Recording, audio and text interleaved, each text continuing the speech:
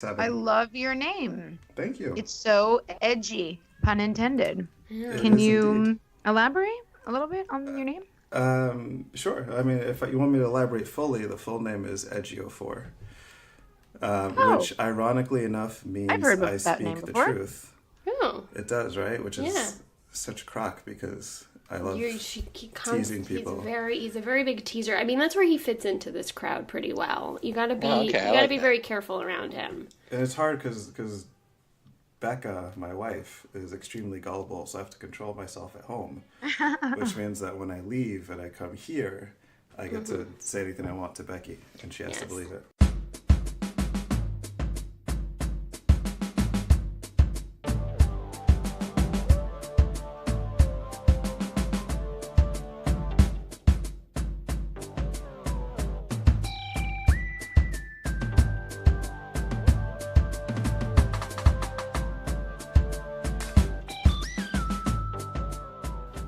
Here we are, and welcome to another episode of the Friday Night Movie Podcast. I am sitting now in Long Beach Island, New Jersey, where It wasn't earlier... it wasn't very buttery. Well, no, Are you because like a bit embarrassed because we have a guest? You're just like turning down the butter. You're on like last week's was super I can't buttery. believe it's not butter. Yeah.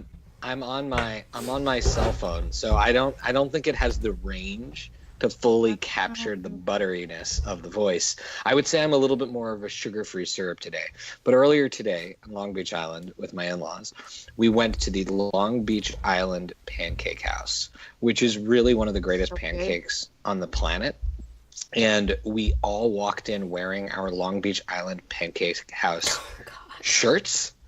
And the new owners, this really nice guy, Victor, and his wife and daughter came up and spoke with us and welcomed us and took a picture of us for the website. And Can I take a wild guess? Who got everybody the shirts?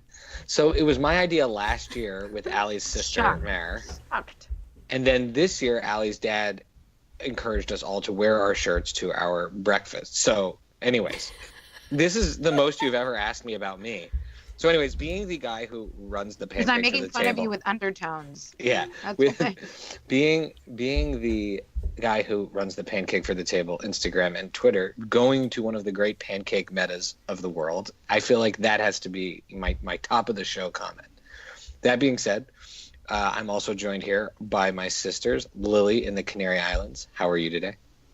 I'm very good. I'm like choking on my own words because I'm still laughing from chit-chatting with our guest a few minutes ago. The pre-show, yes. the pre-show is going to be like a bootleg that can never be One heard. day can never be released, but I'm good. My brother-in-law, and what's so funny is that when I keep saying my brother-in-law to people here, they're like, Vlad?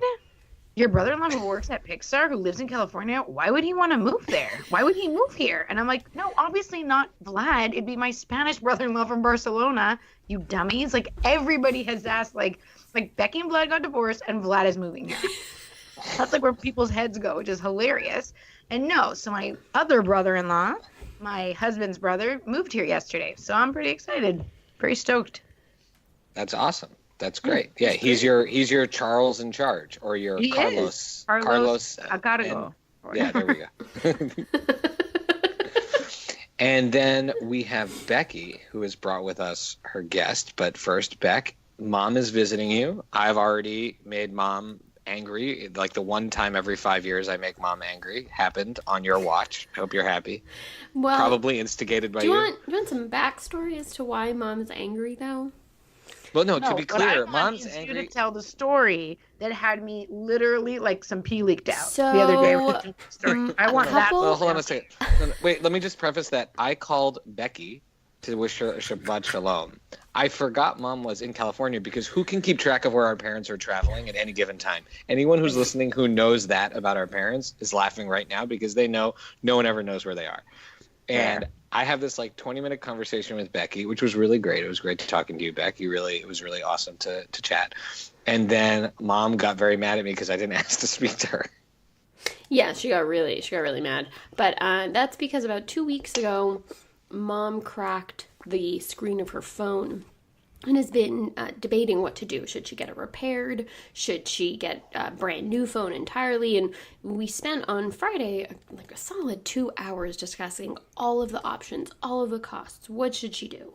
Ultimately, she decided instead of sending in like an insurance claim and getting the same phone, which is an older phone, or spending tons of money on a new one, she's just gonna fix the screen. Spent $100, had the screen replaced, no problem. She'll wait until she can get an upgrade.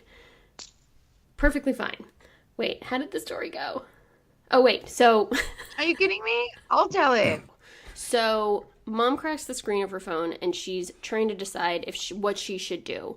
At one point she's thinking, well, maybe I'll just call the insurance and pretend I lost it and then I'll just get a new phone.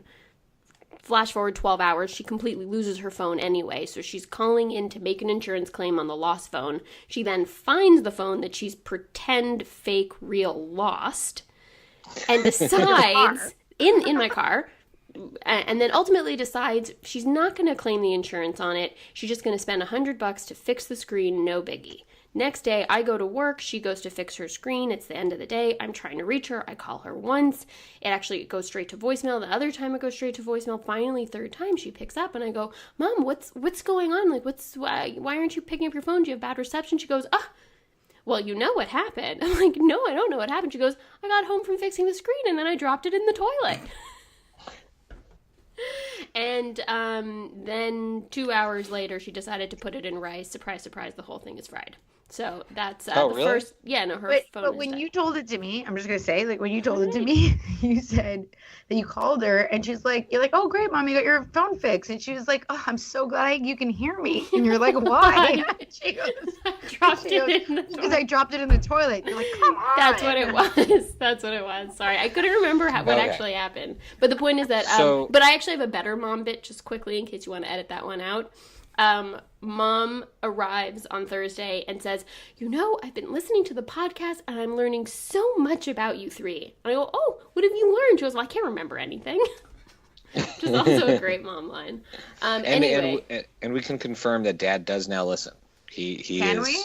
So we have he to confirmed. monitor. He and I talked the other day. He listens. He's listening regularly. I showed him how to use Stitcher.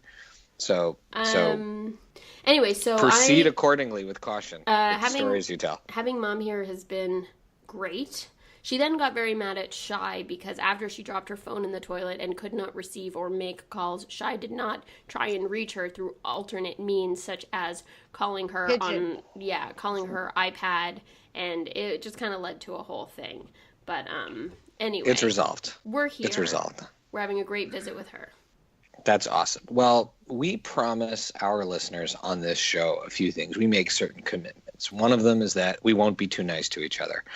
Another one is that we will never talk about things that are timely or important or serious. That being said, Becky has a friend, Edgy, who we'll introduce in more detail in a moment, who offered to come on the show to talk about two very, I think, significant movies. Equally important films. Equally important films in society. Culturally relevant. Yeah. Absolutely. And he is an enthusiast of both films. The first being Shrek 2, and the second being Black Panther. So, Becky, how about you introduce our guest, Edgy? So this is my dear friend Edgy, who is best known for being grumpy, but also well-dressed. So I find his nice shoes make up for his sour attitude. What he does for a living is irrelevant because it has nothing to do with movies and it's confusing and slightly boring. But he himself is an interesting and fun guy to hang around with. He seems like a cinema enthusiast. And he's a cinema enthusiast, but the same way he's very picky with his friends, he's very picky with what he watches. Which brings us to the first topic of conversation, although before we introduce, let's introduce Edgy properly first. Hi, Edgy, and welcome to the show. Hi, thank you for having me. How you doing today? The usual level of grumpy. Just the standard level? Yeah. Standard level of perturbed. Edgy, just so our listeners understand, usually we we usually will tweet at a famous person and ask them if they want to be on the show, or some lifelong friend of ours who we has sort of like a natural relationship we'll invite on the show.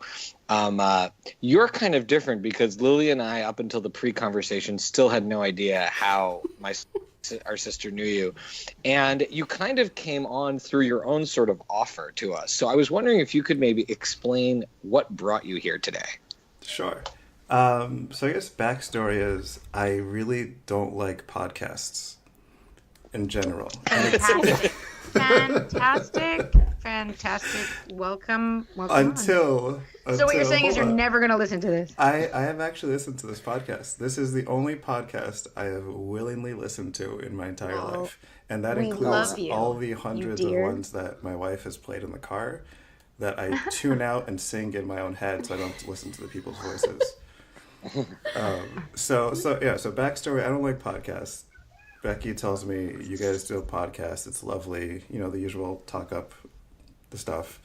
I give it a shot, and I am actually pleasantly surprised when I hear Shy likes one of my all-time favorite shows and movies. Oh, so coincidentally, in an episode that you heard, he mentions it? Well, he mentioned Shrek, I believe, but he also mentions one of the great classics of American TV, Chuck. Chuck, absolutely. Yeah. In my top 5 shows of all time. It's serendipitous then that you were on this episode. Exactly. And so I was like, okay, I'll do it. Big reveal later. I'll do it if it's a good episode. You guys have to talk about Shrek too. And that's when Becky's like, oh, Shy actually loves Shrek too because he's smart and, intelligent and wise, like all Shrek 2 listeners or lovers. And so I agreed to do it. She's like, but you have to come talk about Black Panther, which I was like, all right, fine, I'll do it. I mean, I think that's a version of the story, and since we don't want to waste a ton of time, I don't need to start arguing with our guests and defend how things went down. Excellent, I would. I like this version of the story because it said so many nice things about me. It's such a huge difference for you, Shy. So different from the rest of your life of being praised. All right. So Edgy is willing to discuss Black Panther with us if we also talk about Shrek 2. I invented the tradesies, by the way, with this Shrek 2 Black Panther thing. Mm-hmm. And then you guys stole my bit and turned it into an actual thing. So I'm waiting for my check in the mail. Okay. To be fair, you probably heard an episode where we talked about tradesies and then was like, Beck, do you want to switch? It's called Switchies or something. So I think you owe us a check. I actually heard that after I proposed the tradesy. Really? We can negotiate. I guess we'll never know. Okay, so all right, so let's start with Shrek 2. Now I would argue. So let me set the. Let us. So we're gonna pitch this. We're gonna make the case to Lily and Becky, who have not seen this movie. I mean, I've saw it, but I think in 2004 when it came out. Yeah, when it came out. I just rewatched it on the beach. Classic beach activity: sit and watch a movie. Look, some people read books. I don't see what the difference is between reading a book and watching a movie. You're right. So here's the thing. Fiona the princess in Shrek 1 has proven that she is in fact not a human princess, but the big reveal is that she is in fact an ogre, and the ogre that she was turning into every night was actually her true self. She learns that that's her true self and falls in love with Shrek, who's also an ogre. Cut to the beginning of Shrek 2, and it starts with another backstory, a backstory of a handsome prince fighting his way across the land of far, far away to save this princess who has been turned into an ogre. And when he arrives to save the princess the princess who is also an ogre, he finds the wolf from Little Red Riding Hood laying in bed, going like, "Hey there, how are ya?" Saying that the princess is gone, she's on her honeymoon with Shrek, and this fabulous, handsome prince is quite upset. And so then you flash forward to one of the great music montage in film history, the soothing sounds of Counting Crows' "Accidentally in Love." Oh, that's from Shrek 2? I was going to say, the thing that it has it going for itself is the "Accidentally in Love." Which was nominated for an Oscar. Yeah. And it shows them on their honeymoon, and their honeymoon in the true, very funny way that the Shrek movies at their prime were able to do. Has a lot of subtle pop culture references, including an upside down kiss in the mud that looks like the kiss from Spider-Man. All right. The throwing of the wedding ring up in the air and her catching it on her finger, like Lord of the Rings. It also has a scene where they're on the beach kissing under the water, like in From Here to Eternity. And when the water retreats, a mermaid that looks like Ariel from the Disney movie is laying on Shrek and kissing him. And then Fiona comes and picks her up and flings her into the ocean. And I think she gets eaten by a shark or something like that. And then it ends on this great romantic moment after they've run away from an angry mob with Shrek and Fiona in a bubbling hot tub of mud, farting in the hot tub together as the Counting Crows song drifts off. And they return from their honeymoon. And this is when the plot really gets going, which is that Fiona is summoned back to her family's kingdom for Shrek to meet her parents. And the fairy godmother, who is played by Julie Andrews, let's be clear, Maria or Edelweiss, whatever, from Sound of Music. Maria. By the way, Sound of Music, that is a reference, Sound of Music, for Lindsay, once again, who is happy about our previous Sound of Music reference. So Julie Andrews was actually the person who was manipulating things behind the scenes the whole time to make Fiona look like a princess so she could get her son to marry the princess. So there's like a big reveal that opens up the universe of Shrek, from the Shrek universe. So that is the setting. Big reveal? That she was never a human princess? That the fairy godmother, Becky, seriously, was manipulating the whole thing. Yeah. That's the big reveal. Manipulating what whole thing?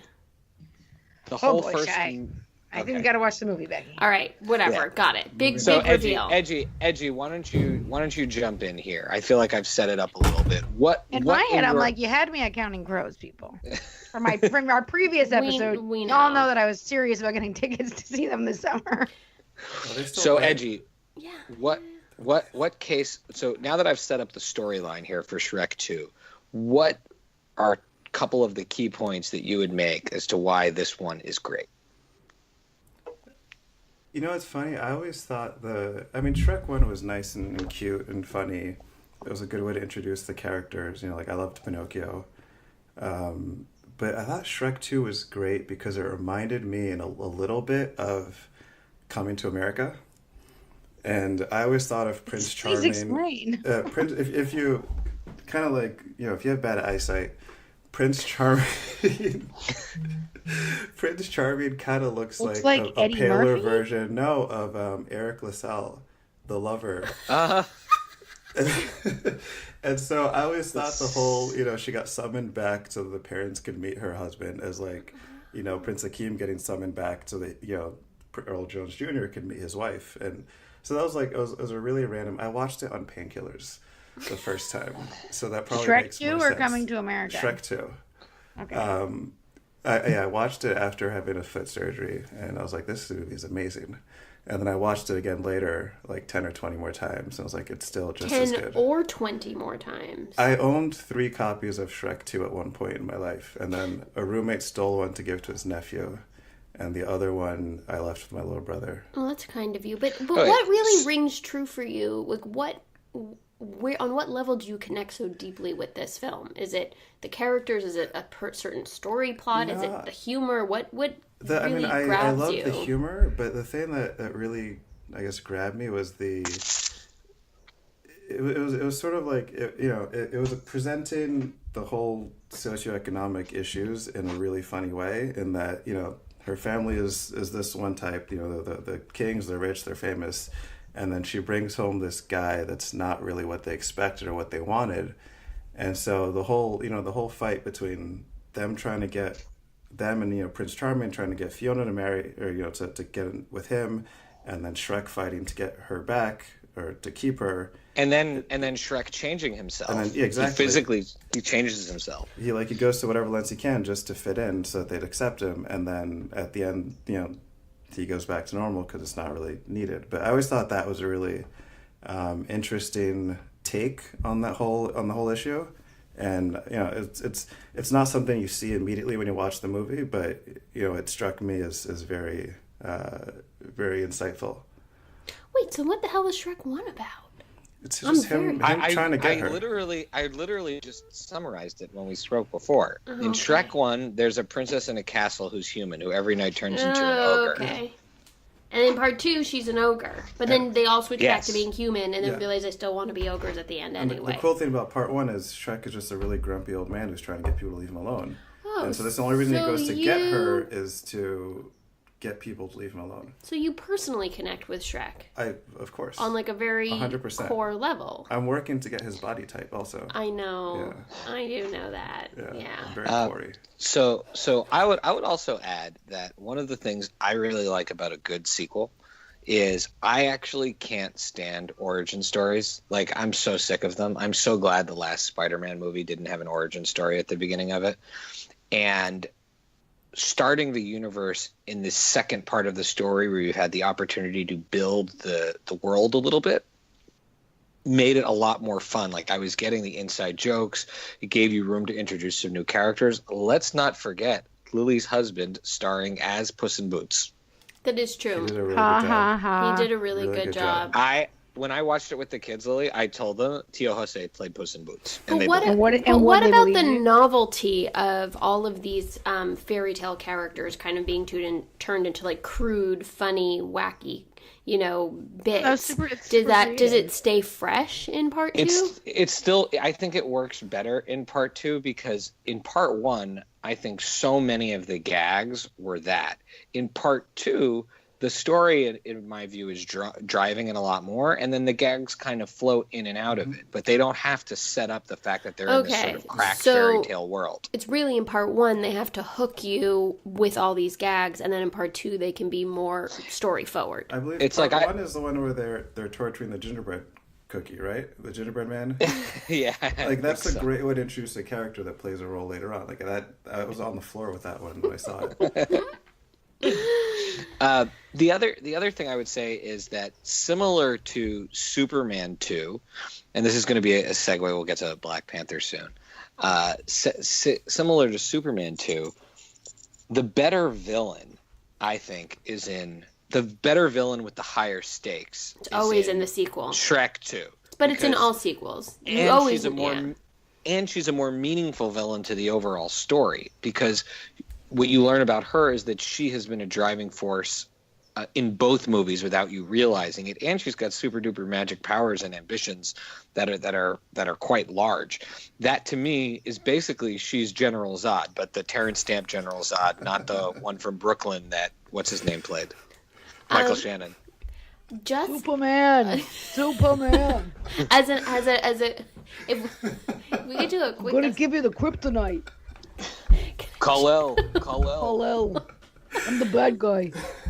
Can I just do a quick epilogue for? You know what? I can shout back to this at the beginning of the episode. I got a text from Mom, but sorry, I don't mean to interrupt. Did she find her phone? Oh no, it's amazing. FYI, the only thing that got fried on my phone was the new screen. Can you believe that? The battery, the motherboard, the other electronics are just fine.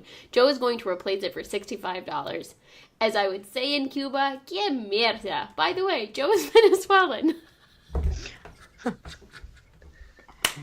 All right. Mom. Classic mom. Okay, so now I wanted to say something. Okay, that speaking of the fact that it's Antonio Banderas, as Mom would say, in the movie and not my husband, I just thought you guys should know that he did the voice in the Spanish version, the Latin American version, and the Italian version. A fact you may not have known.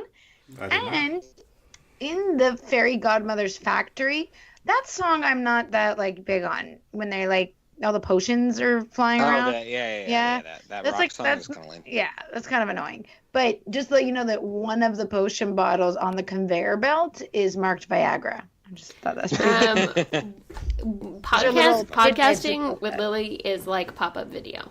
Another callback. Right? That is amazing. Tons of random facts. That's amazing, though. Okay, so, all right, Black Panther. Edgy, you want to set up Black Panther? Or how Sure. about this? How about this? Here's the story with Black Panther. To be serious for a moment, we all saw. Well, I saw it right when it came out. Truly one of the best movies I saw all year. Definitely among the best superhero movies ever made. And we mentioned that as each one of us have seen the movie. Lily's great quote about Black Panther was, of course, that as the movie started and they showed the other Avengers in the opening titles, she made my mom promise none of the other Avengers would be in the movie before she'd proceed with watching it. Thereby ensuring it would be a decent film. A good, yeah. And she liked it.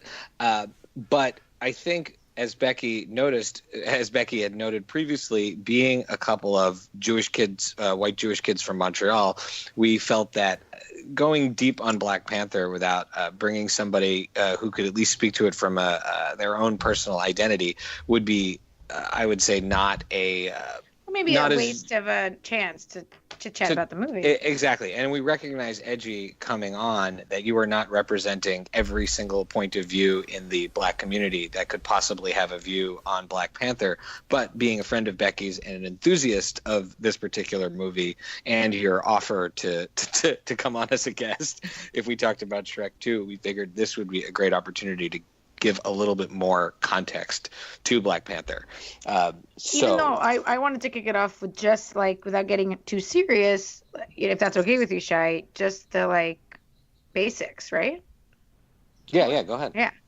Well, yeah, I just like I absolutely like we can go deeper, but just as a Marvel movie and then as a movie in general, people's opinions and thoughts. Because Shai and I were talking and I was like, yeah, like the casting was amazing. Without incredibly important cultural significance, let's put that aside for a sec, the casting was great. The costumes were phenomenal. Like, it's so rare to see a movie that's like, just the same kind of schlocky, I don't know, action hero stuff, and just the colors and the costumes. I was so blown away. I love the actors. Michonne from Walking Dead is like one of my favorites. I love seeing her in a movie and not just as that character. She's amazing. And yeah, it was awesome. And then Shai and I were chit-chatting about the fact that like maybe the weakest part of like casting character was the Forest Whitaker part. That like Marvel has this tendency to like have to cast like one very important actor in their films, and it's exactly what takes away from the movie. Like, you can't look at Forest Whitaker in that movie and not see him. Like, it's kind of, that was maybe it's like Anthony Hopkins at Thor. Right. Like, who are we gonna Hannibal Lecter, for God's sakes, people? So so all that being said, Edgy, take us to it. Black Panther. Why do you like it? Did you see this one on Painkillers also? No. No. I saw this. I should have been though. Could have been. I saw this during one of our combined nanny share movie nights, where Becky and Vlad came over to. I mean, that's a huge lie. You had already seen it in the theaters beforehand. I saw it in the theaters beforehand, And then I'm so glad that Becky's here and to then fact check and then Edgy pre-ordered the Blu-ray, and he was so excited. He did like the day it was released pickups. You didn't have to wait for it to be I shipped don't to his trust house. UPS with important So he stuff. actually like left work early to pick it up from Best Buy. I So drove to Best basically- Buy to get the DVD. So basically what I'm doing with Super Troopers 2, Yes. Is what I did Edgy's with Black Panther. done with Yes. Black Panther. Correct. Okay. Yeah.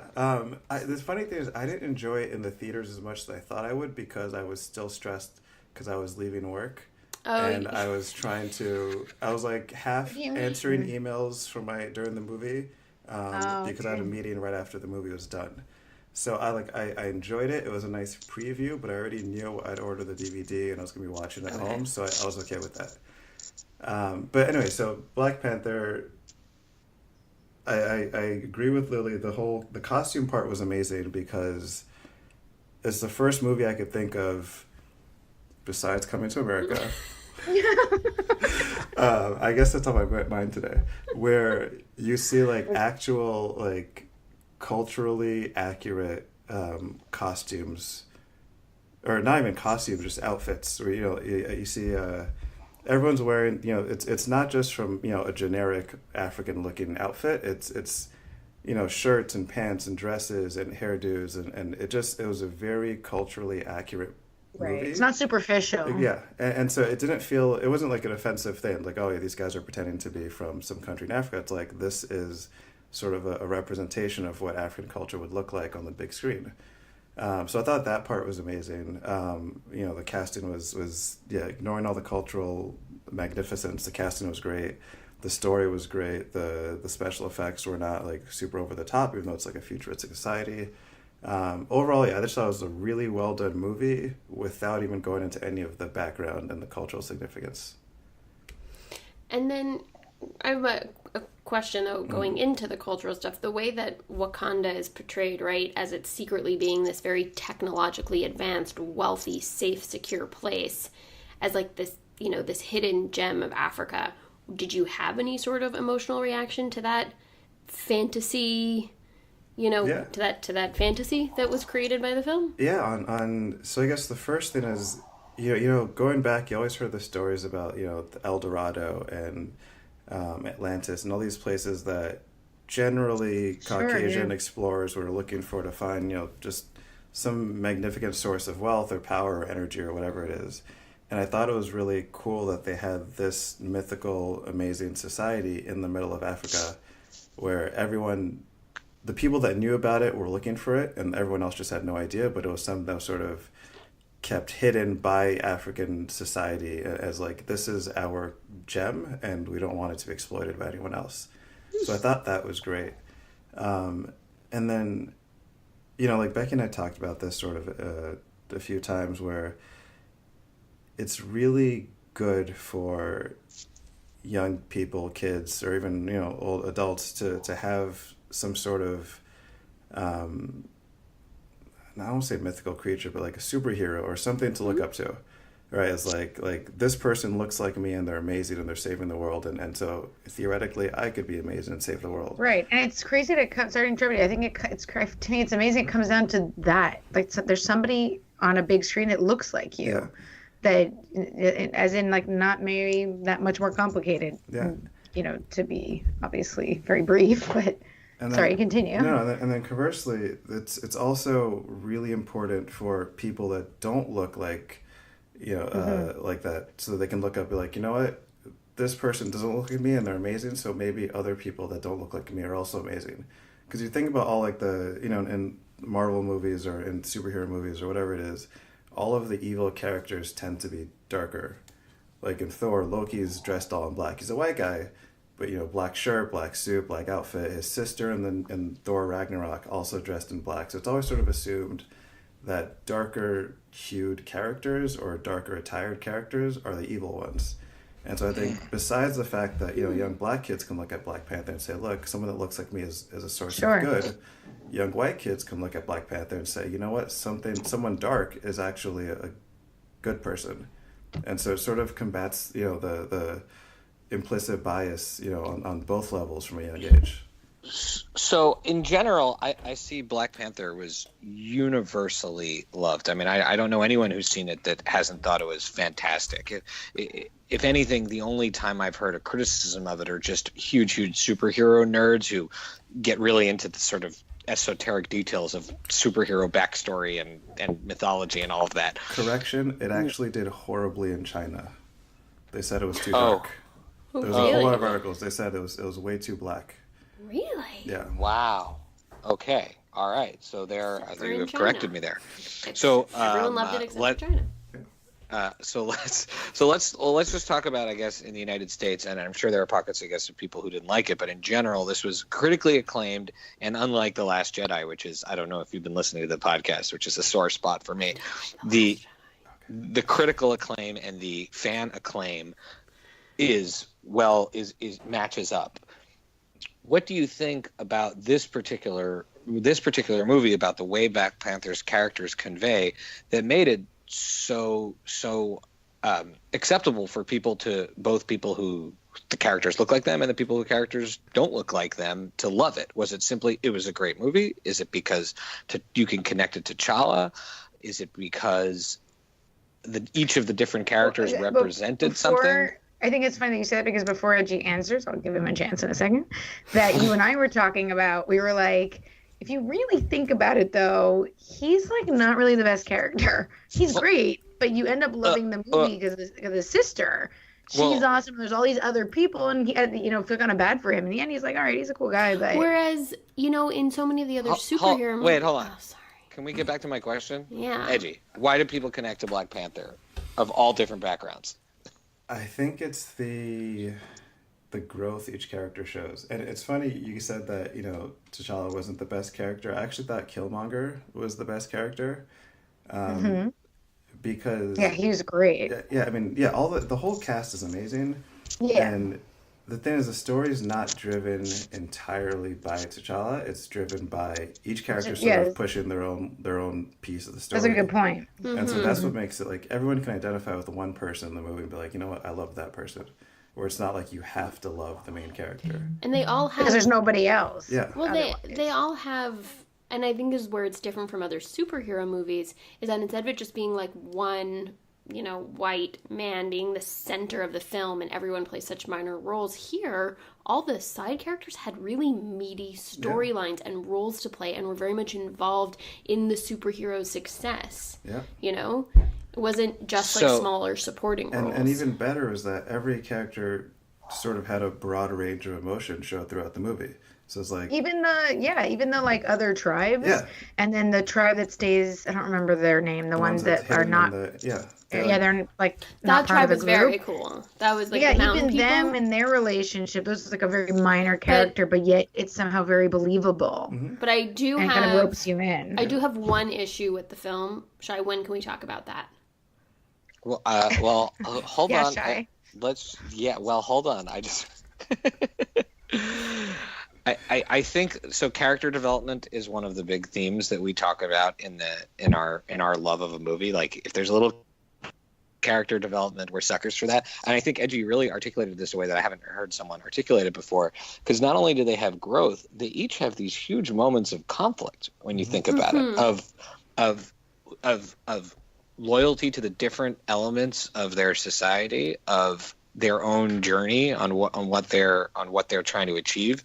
And I think that is another thing that really makes you identify with them. I'll also add back to the T'Challa piece, and to tie this back to the Shrek 2 conversation, which is that I know Lily has not gotten all the way through Marvel Civil War, but T'Challa had so Winter Soldier. No, Civil War doesn't matter. It's all the same. Whatever. T'Challa has already been introduced into the story. If you're watching Marvel movies, now maybe not a lot of people hadn't seen. I know his dad dies at the end of one of them. Significant way, yeah. So they get blown up. The dad dies.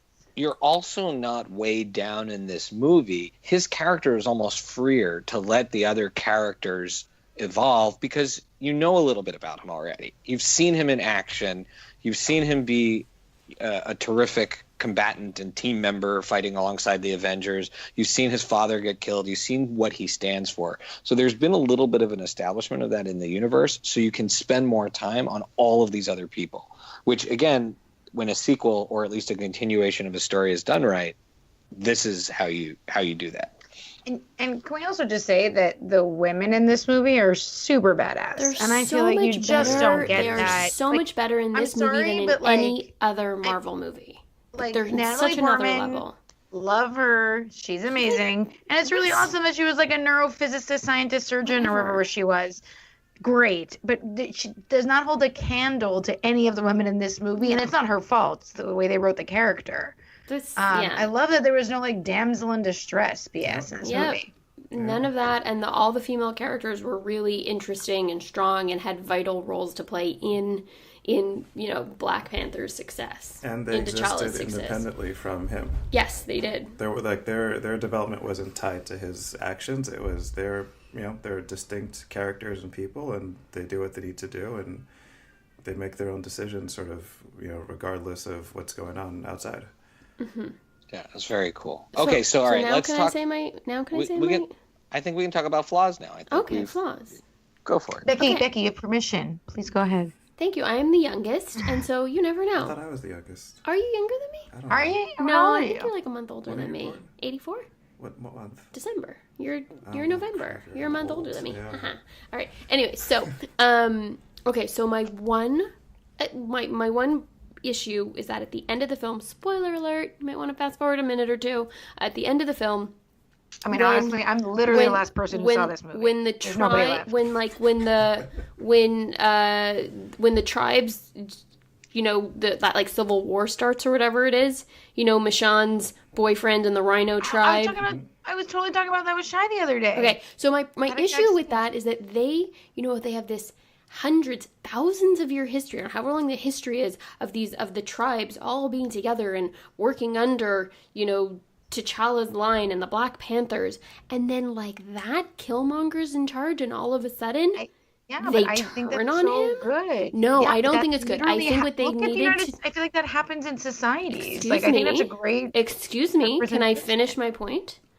Mm-hmm. My point is that I think where they could have done that better is they could have earlier in the film started, putting in those threads of disagreement and resentment and anger and that they could have woven that in stronger so that the moment in which they turn on T'Challa, it's more believable.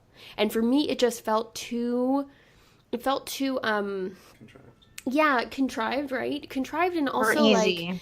It didn't give these characters and these tribes enough credit. It made them seem very easily manipulated. And I would like to have given them more credit than just, oh, there's a new guy in charge. We're going to now turn on T'Challa. Whereas Michonne, can't remember her character's name, but his warrior lady. She should not be referred to as anything other than Michonne. From Walking Dead. She's from Walking Dead. That's her character name. And Anyway, she sticks amazing with him, and anyway. So that's where I think they could have laid more groundwork earlier in the film with resentment and anger, but that could be bubbling between the different groups. I agree with that. Okay, that's my one flaw. My only flaw really is I think Forrest Whitaker, not only who's a great actor, but he takes you out of the movie. I think his character is the only one that bordered on a caricature, and whereas all the other ones have this depth. So to me, his casting and his effort, frankly, like I've been kind of annoyed at him since he was in Rogue One. So, and I love him as an actor. I mean, I've seen so much of his stuff. It's like when they put John Cusack in like these weird serious roles, and you're just like, no, I know who you are. Like there's these certain kind of actors that take you out of a movie if they're not cast exactly right. John Cusack to me is one of those. Okay, John Cusack, Forrest Whitaker, got it. Right. And then the other thing, and this isn't really a criticism, this is actually one of the things that gives the movie incredible strength, but at the same time I was like, oh, I can't believe it, is I thought Killmonger was such a great villain, and Michael B. Jordan is truly like one of the great actors around right now.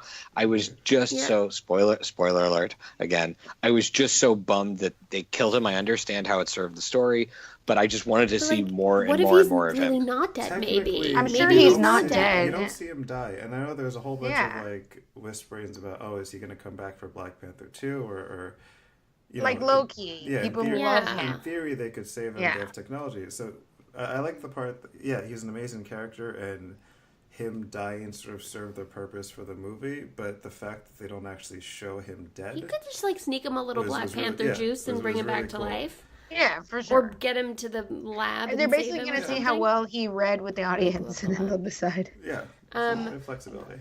Yeah, I thought Killmonger was a particularly amazing character and actor and story, and I also liked how it really tied the whole fantasy superhero story to the reality of our society and the flaws in our world, especially because we live, the next town over is Oakland. It's like, this is literally where we live. So I love the ending, but going back to what Becky said, is I would have gladly traded 10 minutes less of that big fight at the end, which I know they have to have because it's a Marvel movie and you need to have a massive fight scene. But I would have taken a 10-minute shorter fight scene for 10 more minutes of either Forrest Whitaker development, like before, like when he was that undercover spy. Yeah. Just something back then so that, it sort of builds his character, it builds the whole resentment. And just, sprinkle 30 more seconds of the whole, tribal backstory, which it's understandable tribes don't like each other, and there's one ruler. But it would be nice to get a little bit more development of each tribe and their competing thoughts and desires and pressures, so that at the end it feels a little bit more complete. And one more thing that I particularly loved about this movie, that separates it from all of the other superhero movies, is that the superhero, superpowers of T'Challa, of the Black Panther, are transferable. Mm-hmm. Anyone can be the Black Panther. If That you is deserve it. Right, that is so cool. I just find that so cool that, he's special, but not just because he has these superpowers, but because of the type of fighter and leader and person that he is, and it doesn't, not just because he has these superhero that ritual powers. combat is awesome because they strip him of his powers. It's like you have to prove yourself as an individual before you're allowed to become this mythical figurehead. And I thought it's way better than Superman comes up and as long as he sees the sun, he's great.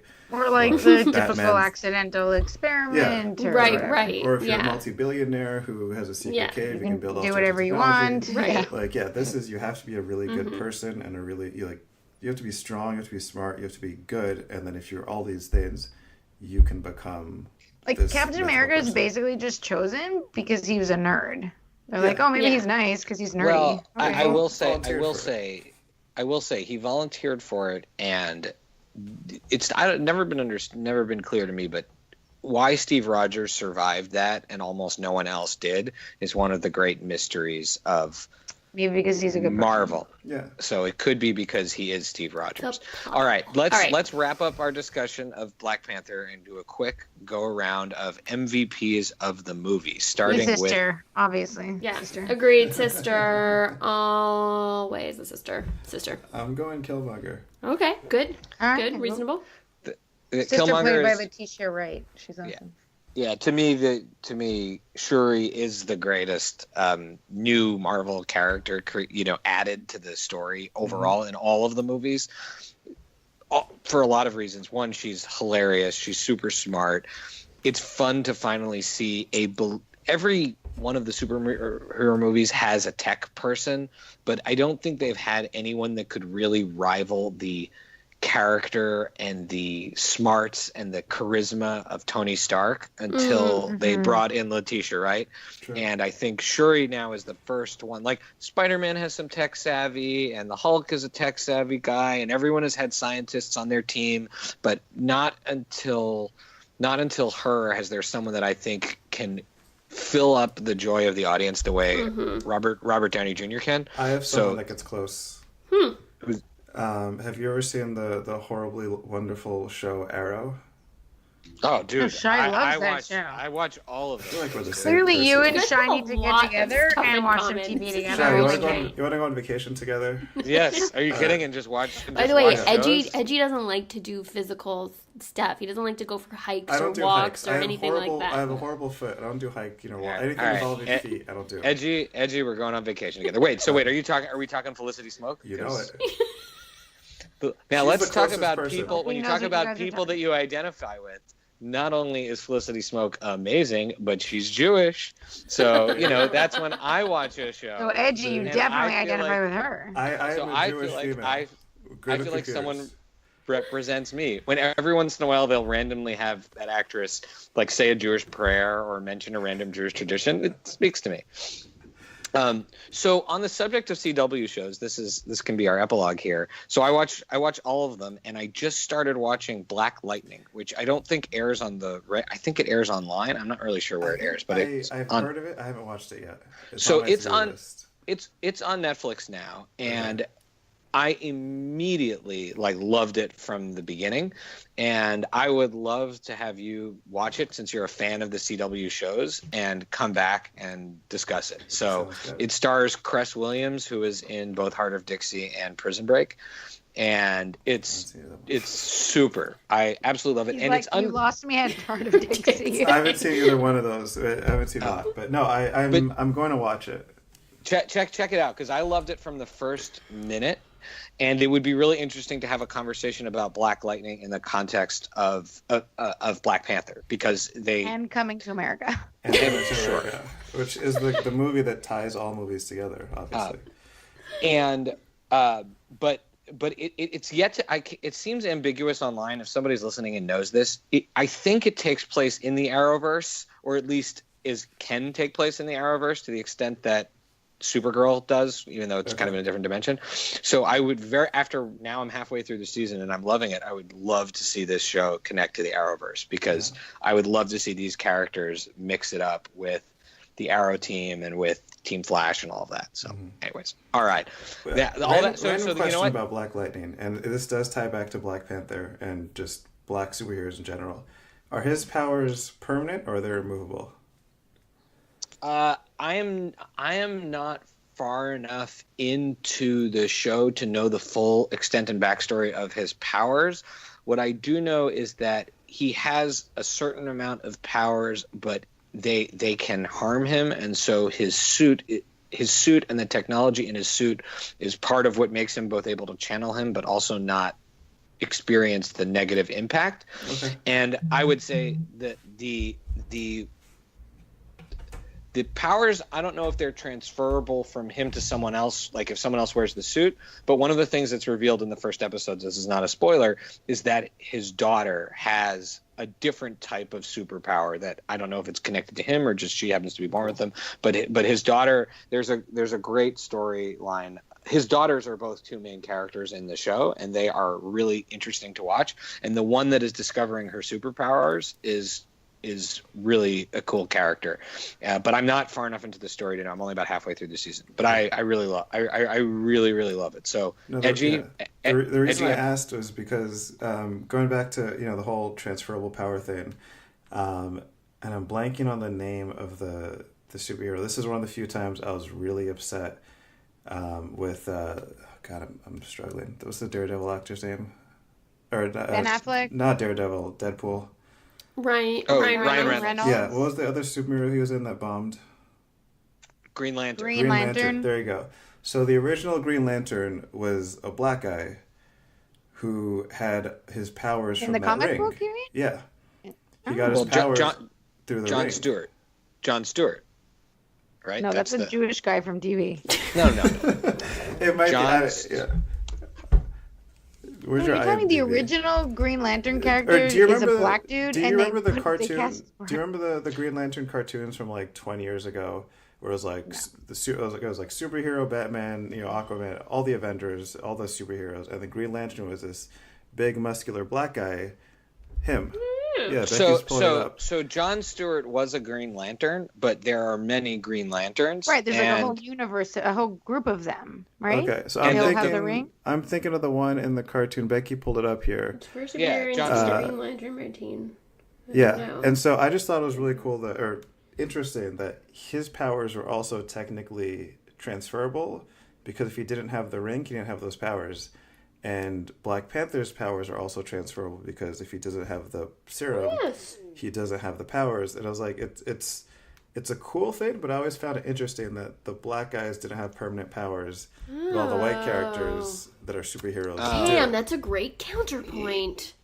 That is really interesting. Really I will say Black Lightnings don't appear. They haven't fully fleshed that out. So, but it doesn't appear. Let us know, because I'm definitely not watching that show. It definitely appears as if they're in him somehow. I don't know if he acquired them, but they're in him. Okay, so that was my recommendation for what we're watching, and I'm also checking out our friend of the show, Mike Roberts, the amazing animator who does Dallas and Robo. He directed another show called Final Space, and I started watching that, and that's really cool too, and that's on TBS. Right. I downloaded the whole TBS app to check that out. So those are the two things I'm watching these days. I am watching this new HBO show called Barry with Bill Hader. That he created it and he stars in it, and it is Henry Winkler. So funny, and Henry Winkler is at an all-time level of greatness in that show. Reviews. Really? He's so good in it. He's so good. Because you had me at Barry because I thought it was about Barry Goldberg from Goldbergs, but if it's also good. Yeah. But it is very, very funny. I do highly recommend it. It's dark. It's a dark comedy. But it's just, it's very good. That's all I'll say. It's a different kind of comedy. The acting is fantastic in it, and it's very well done. So I'm watching that on HBO, and still got my little Chuck fix every day, and feeling good. Oh wait, and I watched 2 nights ago. I watched this Netflix special, Hannah Gadsby Nanette. I want to say it's a comedy special, but it's more than a comedy special because it actually goes to a very dark place at certain points. And so it's more of like a performance / comedy special. She talks about her experiences being, she's from Australia and being a lesbian, growing up in a very, conservative town and time, and her experience as a comedian, and then just kind of the darker parts of her life that she's lived through. And it's a kind of an amazing wake-up call to action, hilarious, deep, thoughtful special that I really recommend everyone watches. Cool. I'm watching a show that I don't think is on American Netflix, so haha, take that, American Netflix. Sure, we what's have the one thing we don't have. It's called Money Heist. I don't think you guys have it. Shai has not been able to confirm to me if you have it. Sounds British. Like a BBC show. Yeah. No. It's in They're Spaniards. It's Spanish show. Oh. Yeah, it's like a Spanish show. Money Heist. But it comes because my Apple TV is in English. It appears to me as Money Heist, but in Spanish it's called The Paper House, and it's about like the whole. At least the first season is about a group of people who don't know each other who've been recruited by this one guy to rob the mint where they like make the money or they print money. Is that called the mint or something? Sure. I think it's called the mint. Yeah. Or the Bureau of Engraving. It can be if you will. And so the way that it gets like slowly revealed as you go through episodes. The first episode they're already like robbing, but it's they work on it for 5 months. So it's like flashbacks all the time, and it's supposed to like be over a few days that they're planning to rob this. So it's like a very complex story, and it's pretty good. So I'm enjoying that. And most importantly, the big reveal. I have finished Chuck season 1. So my friend Shai is gonna be watching some Black Mirror. Okay, send me the episode. So we're gonna have to, pick a Just time give and place. me email. This is a good week for me to do it. Maybe I'll even watch it on my long bus ride back to Washington tonight. Might have to. And I am, pretty annoyed to say that Chuck is pretty good.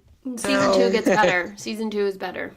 Yeah, Yo. but I'm not gonna go full I love it so that I can do a different tradesies for season 2. That's fine. No, hold out for the Tracy season 2. But Becky, just that episode 2 season 1. Episode 1 of season 2 has some of the best music in TV shows ever. Agreed. Oh yeah, I gotta rewatch it. So good. Chuck, so edgy. What about you? Recommendations? What are you watching? I've actually kind of tapered down on my TV watching. We're watching Parks and Rec because Becca, my wife, had never seen it, so I'm rewatching it with her. That's a solid rewatch. So that's good. And then we're besides the usual dance shows on TV, I haven't been watching so much TV. I'm actually working. I started reworking on my book. So that's what I do at night now when she goes to bed. Your book? Yeah, I've been working on a book for a You're couple writing years. a book? I'm writing a book. He's like a novel? He's also or a an break dancer a and he manual? plays guitar. It's a combination novel, like semi-biography, life lessons, a little bit of everything. It depends on my mood each day. I'll write a chapter, I'll delete a chapter. Wow. That's very impressive. But- I was going to make fun of this you and then stop information. myself because it's actually impressive. No, you can make fun of me. I will. I'll write a chapter about Yeah. you. Shred you. Thank you. Is there gonna be a whole chapter on this appearance on the podcast? This might actually warrant a chapter. A whole chapter. Although I'm not that I interested. feel bad because the first 8 chapters are just satirical biographies of my closest friends from when I different phases in their life. And so when I met Becca and they're like, "Oh, have you read Edgy's book?" And she's like, "I knew I was writing a book. Where's my chapter?" She to this day does not have a chapter because I find it very hard to put it the same way I can't draw her. I can't seem to write about her. So, Edgy, I would say this is that I've written a number of songs in my life with my musical life partner, Howie, and I've written songs about Lily and Jose, about Becky's daughter, about my own daughters, And Allie always says to me, where's, you know, she said always, every once in a while she said, well, where's the song about me? And what she doesn't know is, or she doesn't realize, because I tell her to go back and listen, is that there are many times where I've directly referenced things about her in songs. And I'm like, well, you just got to listen harder and then go listen to all the songs.